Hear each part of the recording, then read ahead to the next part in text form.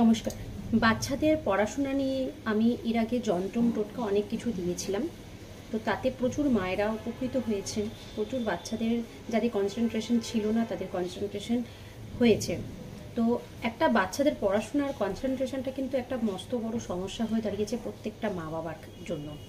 কারণ বাচ্চারা পড়াশোনা করতে তো বসছে, কিন্তু সেই মতন পড়াশোনায় যে মনোযোগ দেবে বা সেই পড়াটা যে মনে রেখে পরীক্ষার হলে গিয়ে সেই প্রশ্নটা সঠিকভাবে উত্তর লিখে আসবে, সেটা কিন্তু অনেক বাচ্চারা করে না। তাই এটা নিয়ে কিন্তু একটা চিন্তার বিষয় হয়ে দাঁড়িয়েছে প্রত্যেকটা মা বাবার জন্যই।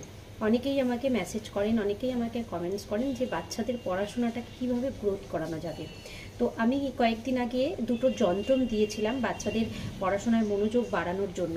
তো অনেক মায়েরা আমাকে লিখেছেন একটু সহজ কিছু টোটকা দিতে, যাতে করে তারা করতে পারে। তো তাদের কথা ভেবেই আজকে আমি একটা খুব সহজ টোটকা আপনাদের সাথে শেয়ার করছি। সেটা হলো, একটা হোয়াইট কালারের সাদা একটা কাগজ নেবেন।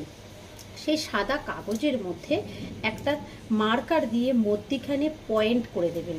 সেই সাদা হোয়াইট শিটটার মধ্যে মধ্যিখানে পয়েন্ট করে দেবেন এবং সেই পয়েন্টটা করার পর আপনাদের বাচ্চাদের পড়াশোনার ঘরে যে কোনো ওয়ালে ওটাকে লাগিয়ে রাখবেন।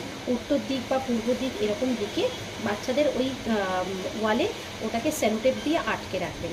প্রত্যেক দিন সকালবেলা যখন ঘুম থেকে উঠবে বাচ্চারা, তখন কিন্তু বাচ্চাদেরকে 5 থেকে 10 মিনিট ওই পয়েন্টার দিকে কিন্তু তাকিয়ে থাকতে বলবেন এক দৃষ্টিতে।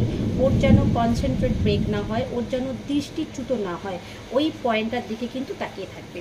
আচ্ছা, তারপরে প্রত্যেক দিন রাত্রিবেলা শুতে যাওয়ার আগে বাচ্চারা যেটা করবে সেটা হচ্ছে একটা গ্রিন কালারের একটা সবুজ রঙের মোমবাতি কিনবেন, স্ট্যান্ডিং মোমবাতি কিনবেন।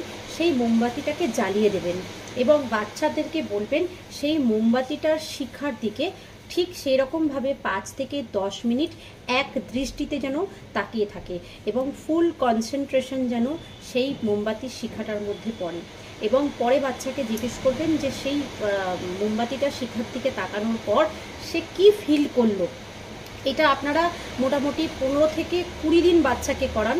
আপনারা দেখবেন যে বাচ্চার পড়াশোনার প্রতি যে আগ্রহটা নষ্ট হয়ে গেছিলো, মানে পড়তে বসছে, পড়াশোনা মুখস্থ করে রাখতে পারছে না বা মনে রাখতে পারছে না, অন্যমনস্ক হয়ে যাচ্ছে, সেই জায়গা থেকে কিন্তু আপনারা মায়েরা কিন্তু অনেকটা রিলিফ পাবেন এই টোটকাটা আমি প্রচুর মায়েদেরকে দিয়েছি, প্রচুর মায়েরা এই টোটকাটা করেছেন এবং তারা কিন্তু খুব ভালো ফল পেয়েছেন।